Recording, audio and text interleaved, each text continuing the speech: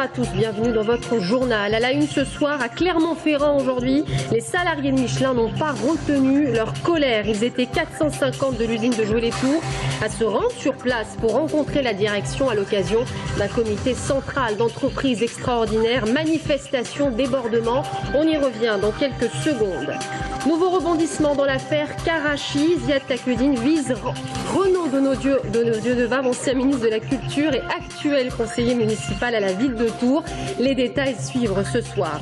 Et puis reprise de l'entraînement aujourd'hui à Tours FC sans son nouvel entraîneur Olivier Pantaloni qui arrive demain à Tours. Les Tourangeaux se préparaient déjà cet après-midi sous l'œil de Max Marty, manager général du club. Bonsoir à tous. À Clermont-Ferrand, aujourd'hui, les salariés de Michelin n'ont pas retenu leur colère. Ils étaient 450 de l'usine de Joué-les-Tours à se rendre sur place pour rencontrer la direction et dire non à la suppression des 730 postes sur le site jocondien. Et vous le voyez, cela ne s'est pas fait sans débordement, plusieurs débordements. La manifestation a rassemblé environ 2000 personnes selon les syndicats, 750 selon la préfecture. Un rendez-vous déterminant, je vous le disais aujourd'hui, puisque se tenait un comité central d'entreprise extraordinaire duquel les syndicats sont ressortis déçus. La direction présentait les raisons économiques de la réorganisation de l'activité poids lourd de Joué-les-Tours, mais aussi les premières mesures d'accompagnement social. Les précisions d'Angélique Mangon et Mickaël Briffaut sur place. Ce comité central d'entreprise extraordinaire devait permettre à Michelin de préciser les raisons économiques de la fermeture du site de Joué-les-Tours. Mais la concertation ne s'est pas vraiment passée comme prévu puisqu'elle a été interrompue à plusieurs reprises. Une première fois à 15h30 lorsque les élus syndicaux décident de rejoindre les salariés venus de Joué-les-Tours.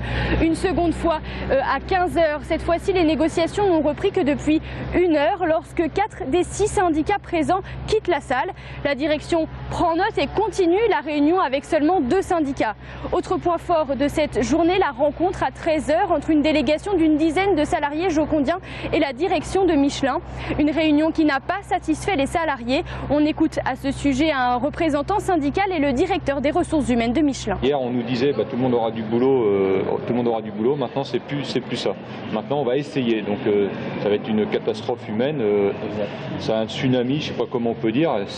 Voilà, les salariés là ont beaucoup d'inquiétudes. Là, on était content parce que nous on en est une délégation de salariés qui ne connaissaient pas la boîte.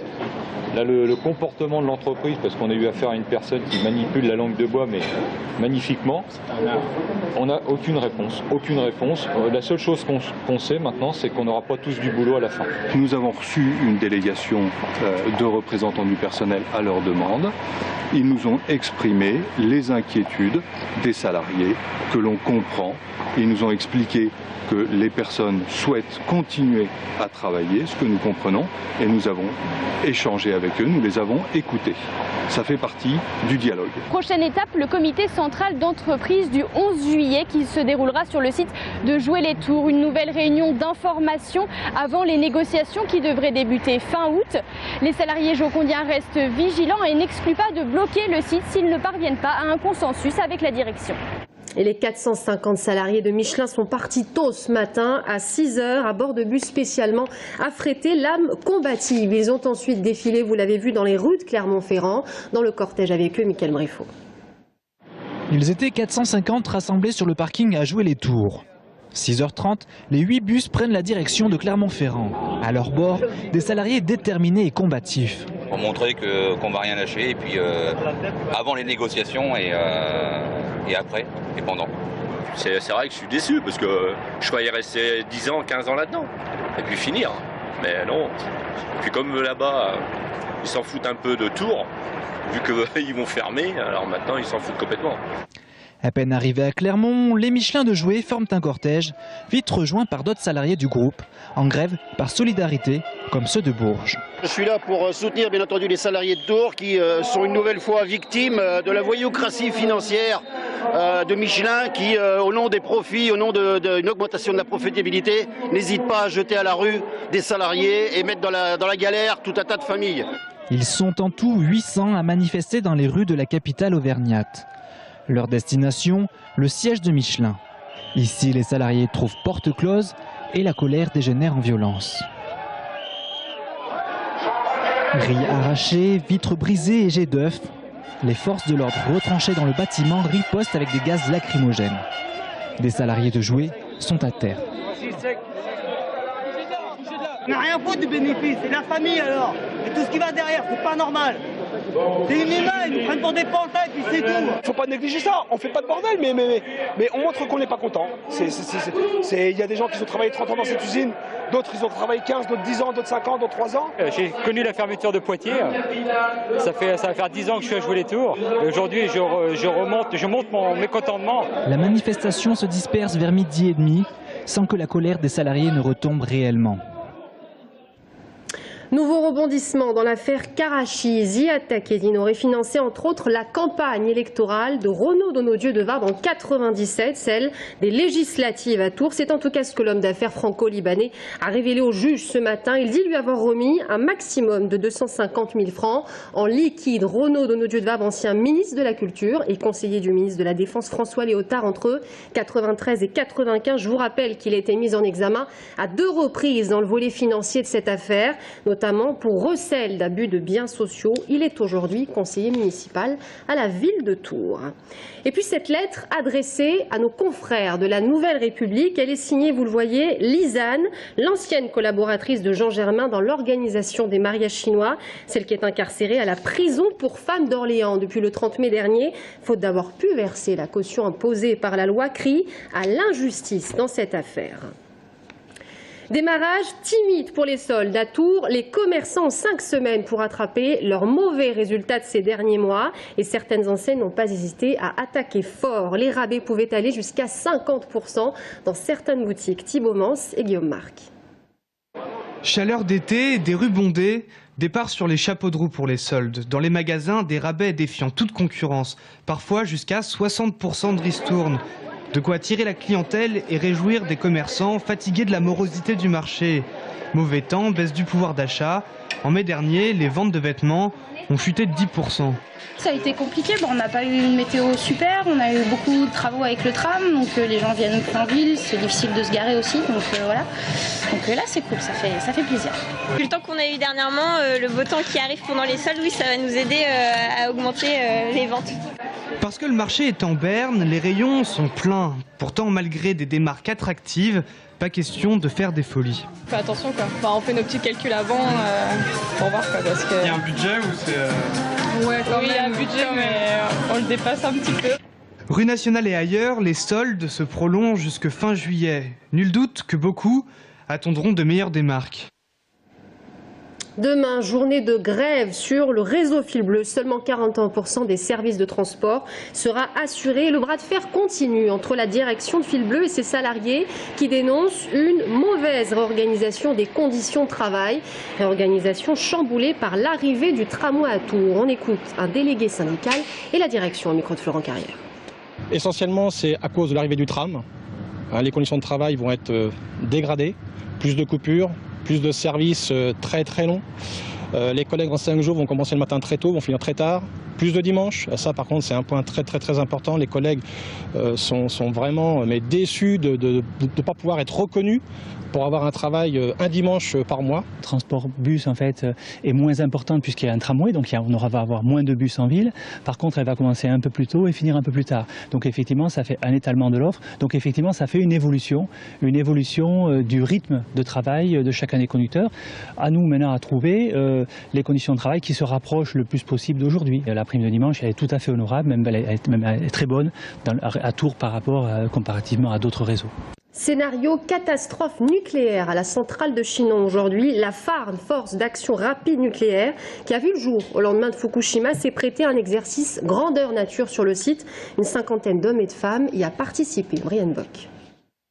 Créée après la catastrophe de Fukushima, la FARN, la Force d'action rapide du nucléaire, permet de rétablir en cas d'accident les fonctions vitales d'un réacteur.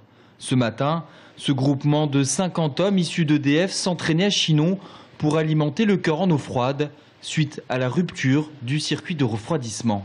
Ce sont des techniques qui sont nouvelles pour nous, des matériels qui sont également nouveaux et donc la mise au point de ces techniques, l'entraînement des personnels sont absolument nécessaires.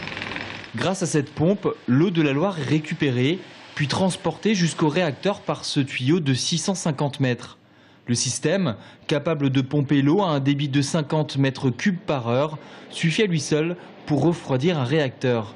Mais cet exercice reflète un scénario peu probable à la centrale de Chinon. On considère qu'on est dans le cas extrême, assez irréaliste de Fukushima, c'est-à-dire que nous avons un séisme et un tsunami, tout est dévasté aux alentours et il y a uniquement 50 personnes qui sont sur le site, ils sont seuls et personne ne peut les rejoindre, tout est détruit. Donc c'est ce cas extrême que nous envisageons. À terme, 4 unités de la force d'action rapide du nucléaire seront créées en France avec 300 hommes. Le déploiement de cette force, issue de l'expérience post-Fukushima, représente un investissement de 150 millions d'euros. Gilles Bouillon, dans l'incertitude, sera-t-il oui ou non reconduit dans ses fonctions du directeur du Centre dramatique régional de Tours? Il dénonce en tout cas des incohérences dans le processus des candidatures et des nominations. On l'écoute au micro de Loïc Blache.